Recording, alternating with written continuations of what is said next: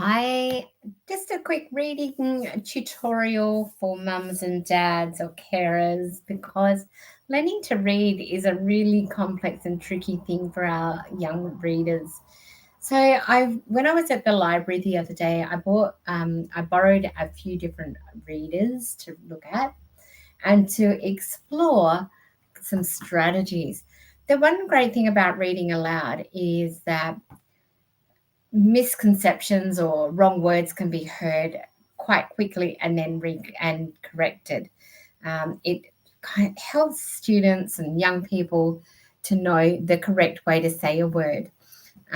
So if a child is reading, so this book is actually doesn't have any pictures or words at all. It's only pictures, but it tells a very familiar story. And what as a teacher you would do is get them to tell a story to the pictures. So here we have some houses and it's raining. Look at that. The pond. What? The pond is filling up with water. There's some lily pads on there. And look, the dog is hiding in the dog house. I wonder. And the birds are out and there's a duck. Now, have a look in down the bottom here. You can actually say, let's find all of these things. This is the beginning of the reading process and it's language acquisition, and it helps students and young people learn words, and that pictures also have construct meaning as well as the words. The next reading level you would go at is like a level one beginning reading book. And this one is an information text. It's about a turtle. And there are some words here. And what if you wished you were a sea turtle? When students read or young people read,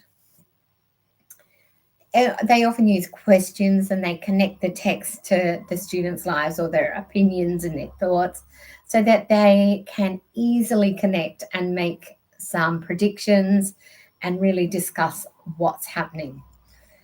When you come across words that are more challenging, so they're either topic specific or they're more difficult, you go spend. So you can break it down into the sounds. But the problem with sounds is they don't always, an E doesn't make an E sound or an E sound. It can make an I sound, it can make all these different sounds. So as a teacher, what I say is have a go. If you can't get it, I give them a hand. I call teacher assistance or teacher help. Spend, because I find that if students or young people spend a lot of time trying to decode a word, they become really frustrated and lose interest in the text. So, say I'm reading along and it says, could you swim like a sea turtle? Now, I don't know that word, I would, as an adult, would say turtle. That word says turtle. Have a look at it. It goes turtle. And can you notice anything special about that word that can help you remember it? So making those kind of connections with the text is really helpful. And so that would help build confidence going into more complex books where there aren't so many picture clues for the text, but there's a lot of different new vocabulary that they might be coming or might encounter. So I hope that has helped you just a little bit to come up with some strategies to help your students and young people read, especially with the coming up holidays very soon here in Queensland and other schools around Australia.